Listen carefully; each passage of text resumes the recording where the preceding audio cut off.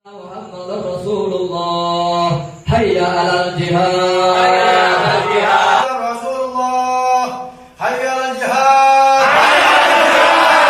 Hayya 'alal jihad.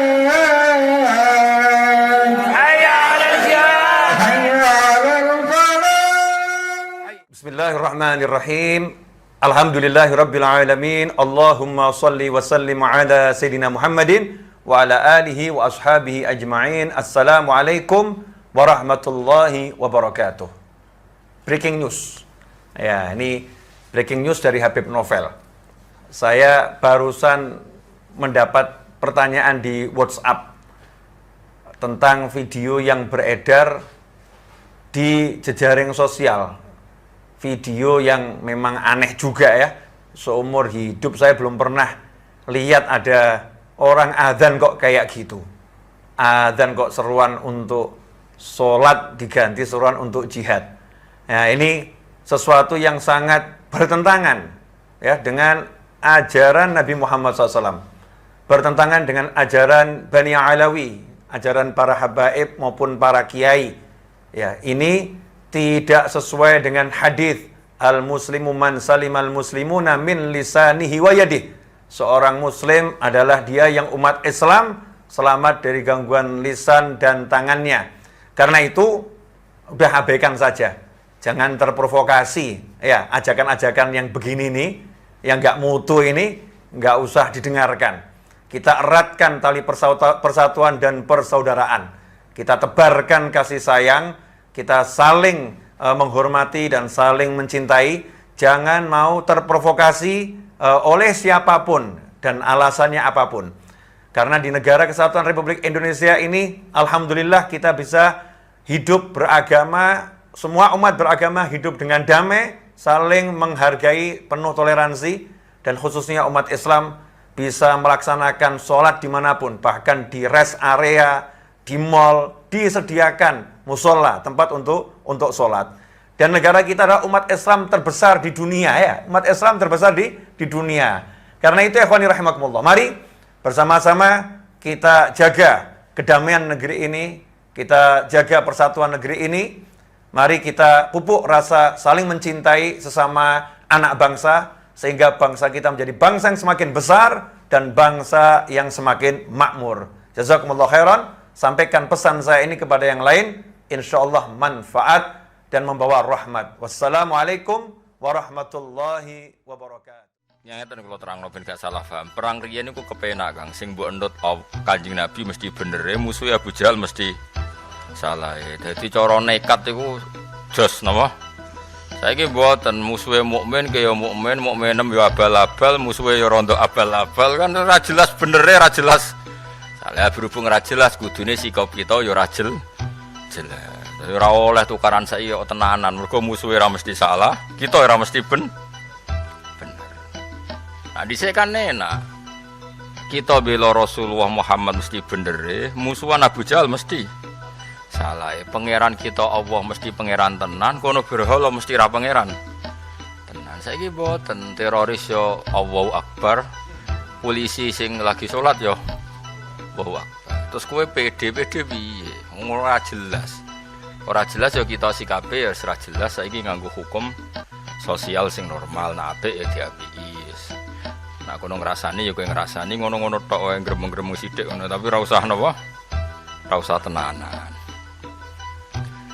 Dadi niku penting kula terangno. Dadi nek ana wong saiki majibno jihad alasane anut Rasulullah, nek Rasulullah jihad nganti wani mati. Masalahe Nabi mesti bener, musuhe mesti salah. Lah saiki kita iku ora ngalami ngene iku. Imam kita kadang salah, musuh kita malah kadang bener.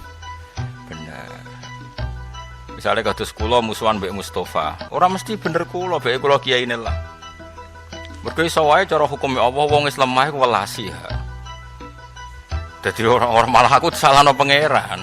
Senajan to dalam konteks permasalahan bener saya. Misalnya Mustafa diutang aku 20.000. Janji Senin nyaur jebule gak nyaur, aku ngamuk-ngamuk. Padahal dhuwitku ning omah 2 juta. Iso pangeran nyalahno aku. Ya lah didik 2 juta kok ana dhuwit 20.000 digawa wong. Mbok tagih iku wong alim ta ora? Kowe iku waras ta ora? Iso wae.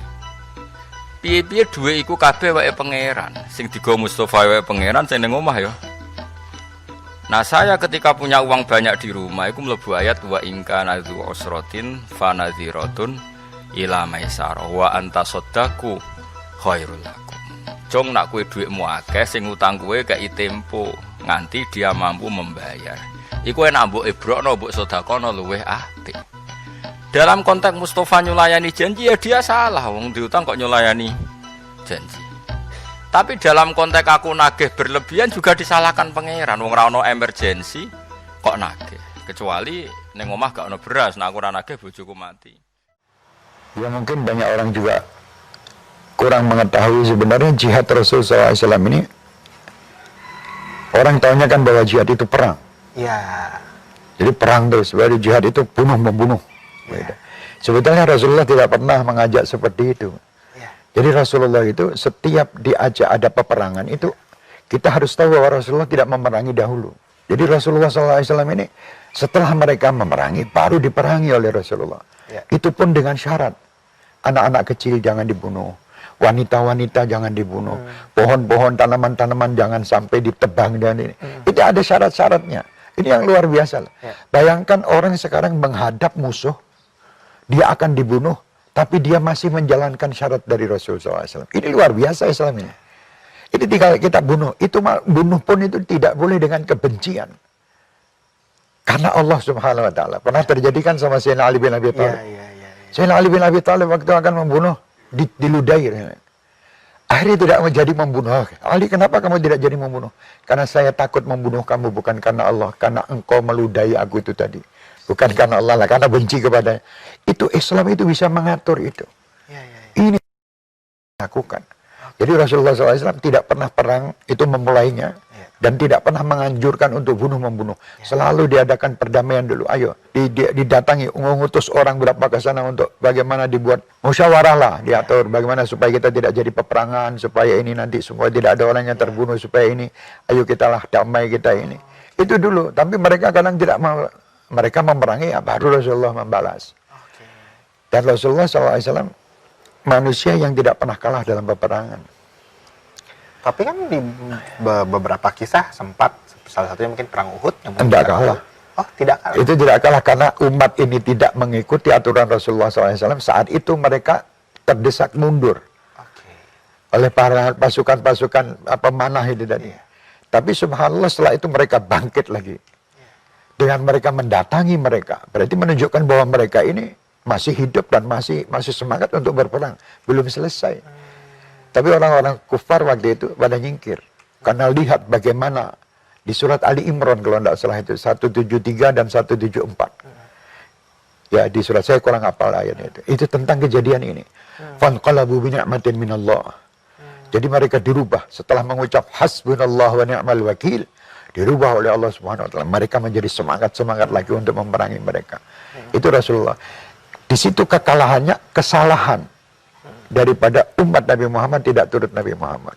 Bukan kekalahan, kesalahan. Apakah jihad itu selalu tentang perang? Oh, tidak. Nah, bagaimana? Ada hal lainkah yang maksudnya Rasulullah menunjukkan bahwa saya sedang berjihad, tapi beliau tidak berperang? Nah, itu seperti apa? Seperti waktu pulang daripada perang Badar. Ya. Itu di bulan Ramadan, bulan puasa. Kata Rasulullah, kita telah pulang dari jihad yang kecil menuju jihad yang besar. Subhanallah. Sahabat pada heran nih, ya Rasulullah, jihad apa lagi ini tadi jihadnya sudah luar biasa besarnya. Perang seperti ini, kata Rasul, jihadin nafas. Jihad kepada hawa nafsu. Anda bisa menekan hawa nafsu. Ini musuh yang tidak tampak. Kelihatannya baik tapi tidak baik. Kan ada yang begitu nafsu nih. Subhanallah, itulah jihad yang luar biasa. Anda tidak tahu ini benar atau tidak. Ini nafsu kadang berbuat, ada seakan-akan sholat. Kelihatannya sholat Anda sudah benar.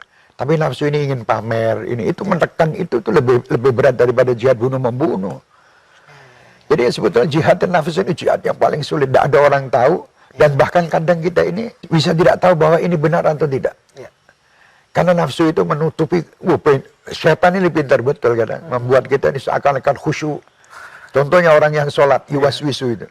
usolli sampai berapa ini nafsu ini jihad ini. Ya kita harus tekan itu. Jangan kata setan ya dalam hijab. Itu kamu belum ikhlas itu, belum fasih, belum benar. Ulang lagi gitu terus. Nah, dalam ini contoh yang paling ringan, masih banyak yang besar. Jihad dan nafas itu lebih utama daripada jihad perang-perang itu. Ini kata Rasul. Lah orang sekarang kan maunya perang. Bukan perang. Perangi diri kamu waktu kamu ingin perang dan kamu mengatakan orang lain yang diperangi siapa? Saudara muslim sendiri. Ini lucu kita lihat. Ini jihad apa? Kalau muslim sama muslim sendiri pukul-pukulan itu katanya jihad. Menegakkan kebenaran. Masing-masing merasa dirinya benar. Itu sudah orang yang tidak benar. Orang kalau sudah merasa dirinya saya benar. Orang tidak benar. Walaupun dia benar. Rasul tidak pernah mengajarkan itu. Bahkan sampai-sampai Ustaz Ali kalau lihat orang khutbah Jumat. Usikum wa nafsiya bitaqwallah. Bukan usikum toh. Ya bukan saya wasiatkan pada diri kalian. Ya walaupun itu boleh. Cuman adabnya kan wa nafsiya, diriku juga. Karena saya juga belum bertakwa. Itulah adab-adab ini. Makanya zaman ini banyak orang yang kurang paham.